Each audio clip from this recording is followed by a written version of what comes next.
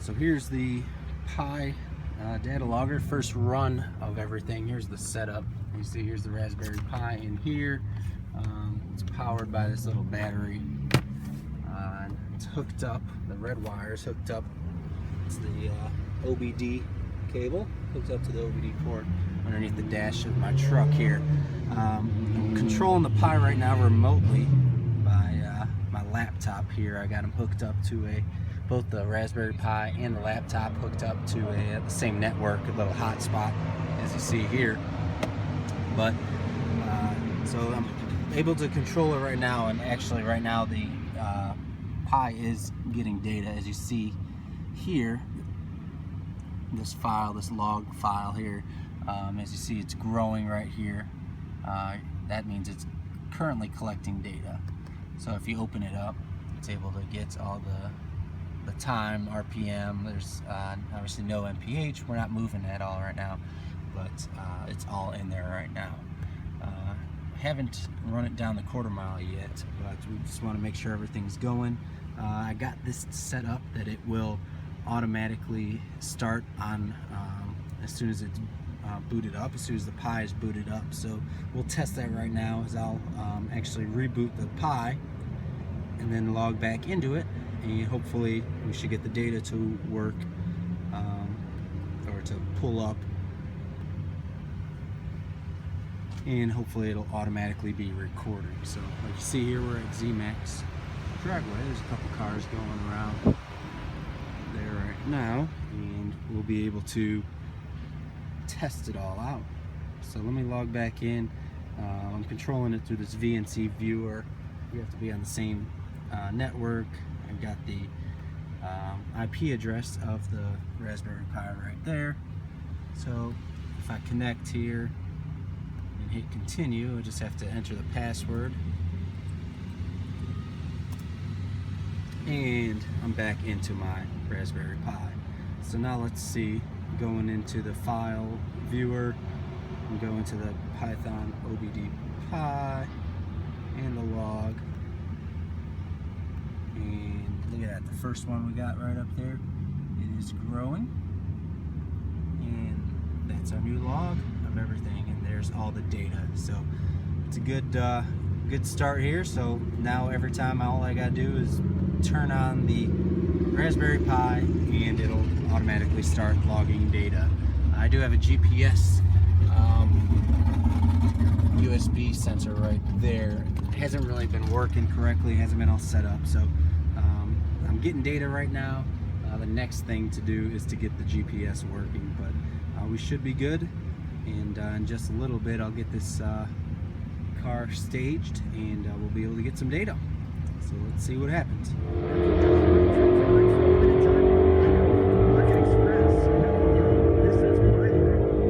iHeartRadio presents Artist Stories, a brand new series created by State Farm. Hey everybody, it's Lawrence, and this is my artist story. Lake Michigan is basically just behind my house, so I think most of the summers I would just always end up in the lake. My folks played a lot of pretty eclectic records. That kind of was the soundtrack of my beachy lifestyle. So music's pretty alive in this town, but some of the best musicians I know are from Michigan. Having the support of an artistic community, it's nice to just be around people that you're not going to be judged by. When things are a little more chaotic, like on the road, I always kind of find myself going back to Michigan in my head, to very peaceful, absolutely awareness. First thing I did, I came down to Jump Street in Michigan, just like in the slow film. State Farm celebrates great artists and the good neighbors back home. It was so much more artistic than concession stand. Go to game day greatness this college football season with Dos Equis, the official beer sponsor of the college football playoff. A more interesting college football experience calls for a more interesting beer. No matter where you're watching, celebrate with an ice cold Dos Equis. Visit 1065.com.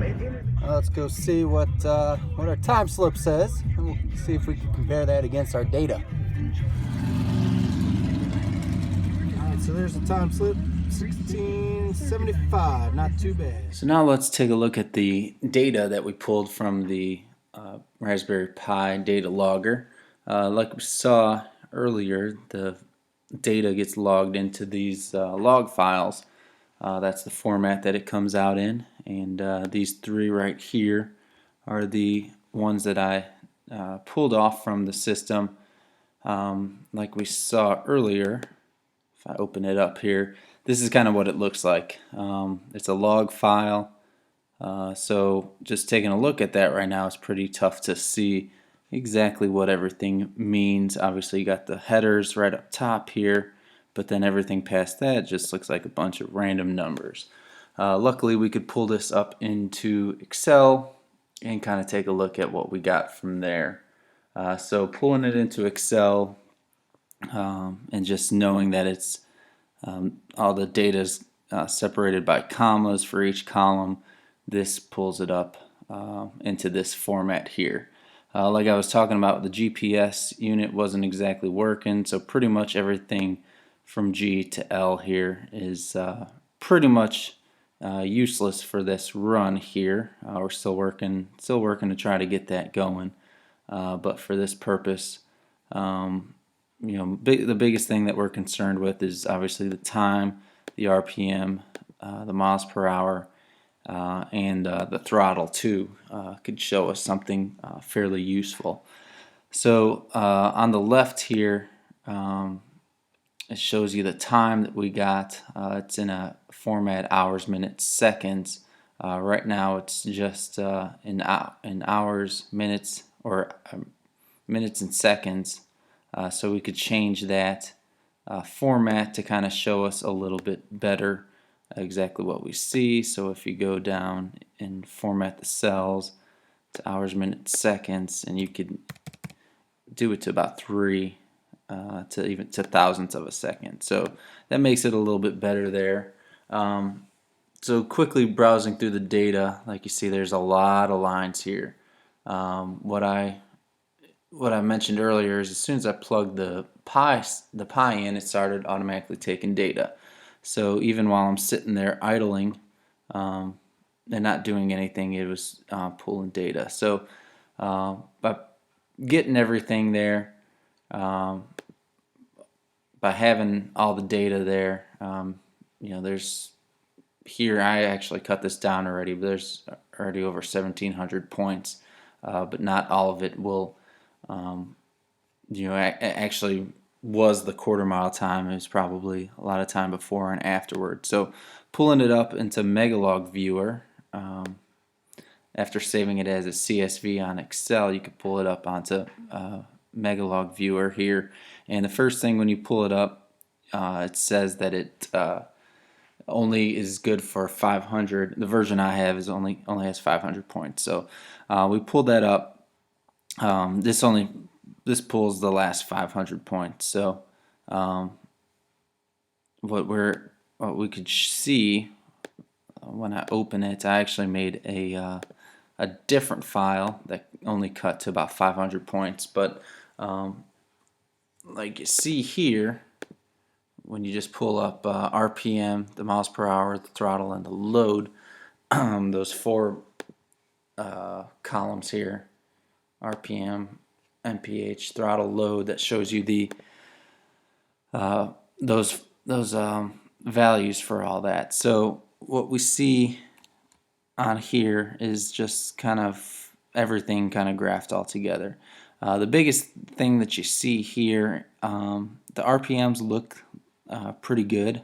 As I pull over to the start. So this is from time 0, basically when I started at the line, and then somewhere around here is about the amount of time it took. Let's see if we kind of drag over with this, you could kind of see how much time. So going by the time slip that we got, is about somewhere around 16 seconds, 16 and a half seconds is the quarter mile. So about kind of where the cursor is now is about where the quarter mile was, and it makes perfect sense because about right after that time is when I kind of got off the gas, and the RPMs would dip lower from that point. So looking at it, the RPMs look pretty good. As you could tell right off the bat, you're kind of spinning the tires a little bit, and then it kind of hooks back up, shifting here, into second gear, RPMs drop, shift again. Once you get to a certain RPM, RPMs drop again, get to your final gear, and keep gaining speed there. So that looks good. Another issue, or one issue that you see here though, is with the miles per hour. It pretty much, here you just see a lot of spikes. So looking at, actually down here, you see where at the cursor's at the miles per hour. So you got 12.4 at that point, and it makes sense. You're starting off, you're gaining speed, you're spinning the tires too, so with the traction control it's slowing it down, speeding it up, trying to make sure your tires hook up.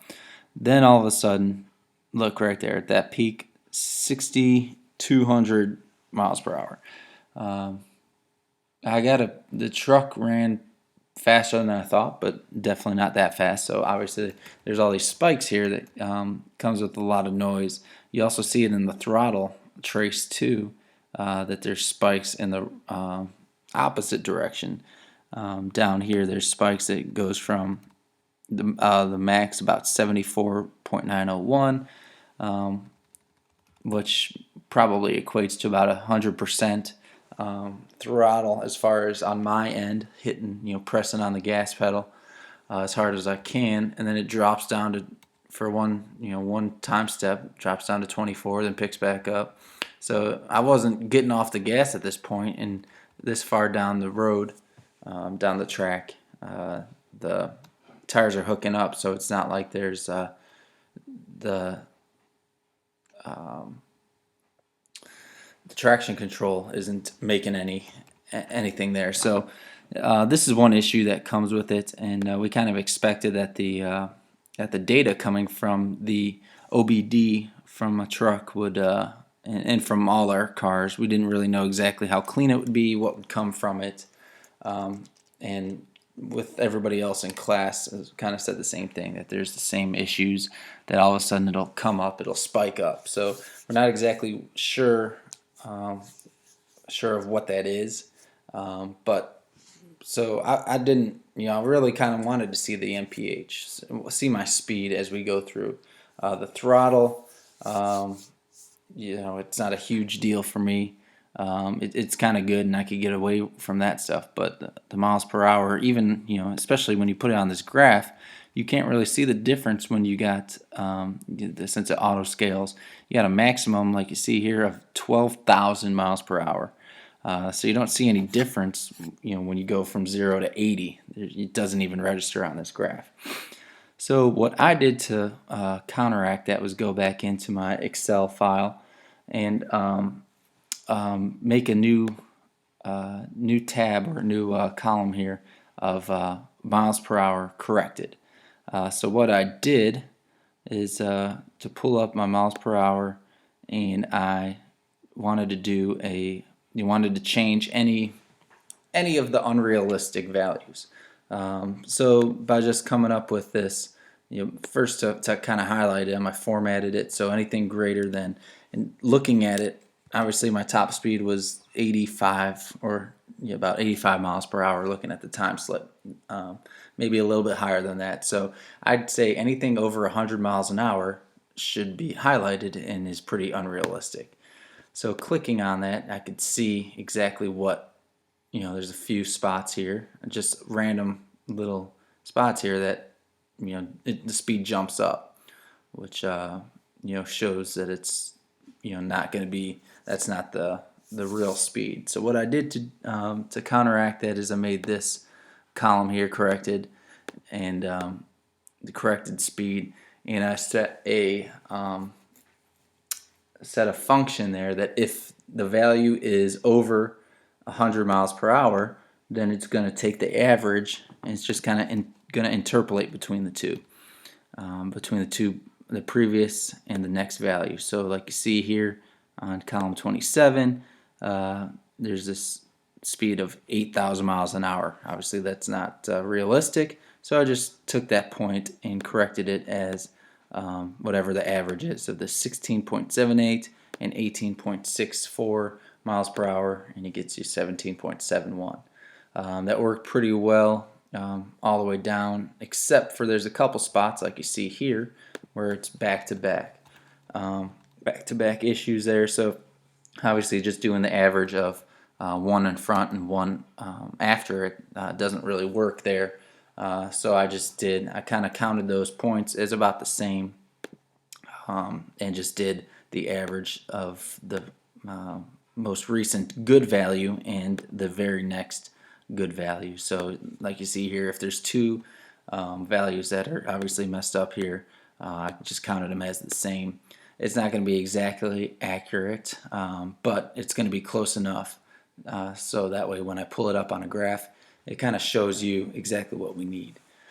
So going back into Megalog Viewer, if you open up the fixed file that I have and you change this to miles per hour corrected, there you see a much smoother graph, and you could really see the miles per hour, kind of how it smooths out, and you kind of actually see exactly what was going on.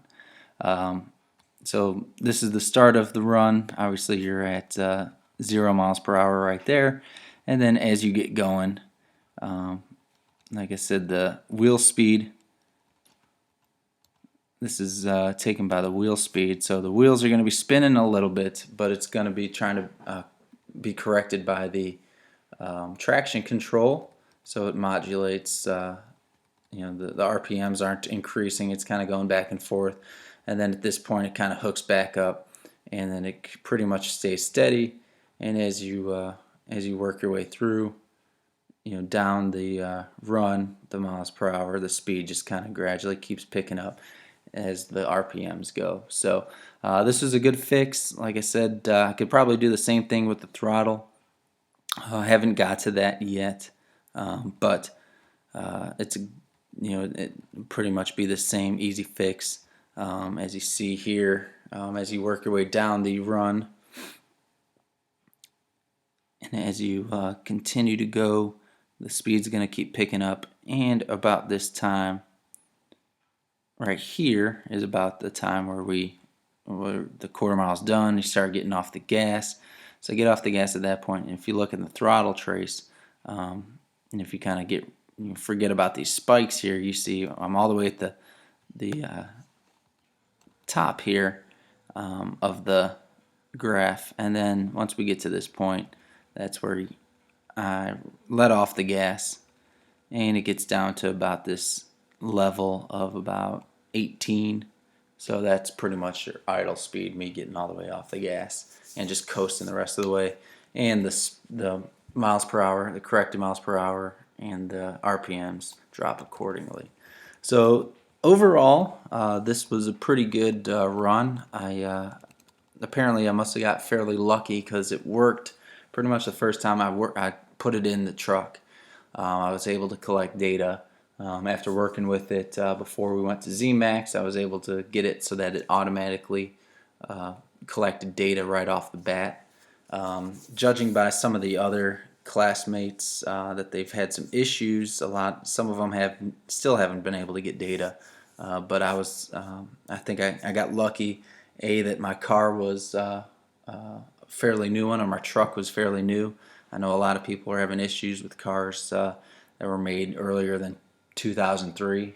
Since mine was a 2010, it had no issues hooking up to the OBD connector and collecting data, so we got pretty lucky with that, and everything else has worked out pretty good. So I'd say the next step on the list is kind of probably to take those miles per hour, take that speed, and integrate it, make a function to integrate that, and get the distance off of that. So taking that distance, and I could really compare those the times I have here: the 60 foot, the 330, the 1/8 mile, the 1,000 foot, and the quarter mile from the time slip that I got, and compare that.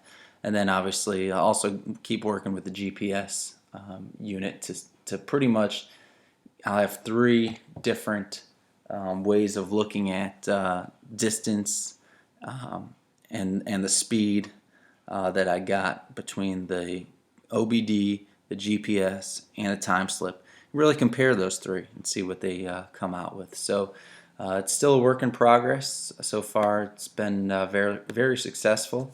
If you have any issues building your own, I really highly suggest that you go to the help that Mac posts and look at the directions that he came up with, because they're really helpful. There's a lot of stuff in there. That's what really helped me out, was just going on that and getting everything set up. So it was a pretty good run, and I want to keep continuing this and get this thing working even better and check it all out. So once I get everything going, once I get the GPS going, and make a few runs there, I may I'll post another video and keep you guys updated. So appreciate you guys listening in, and let me know if you guys have any questions at all about it. Just put it in the comments below, the comment section below, and I should be there to help you guys out. Give you some of my experiences with it, and if I could offer any help. All right, until next time, I'll see you.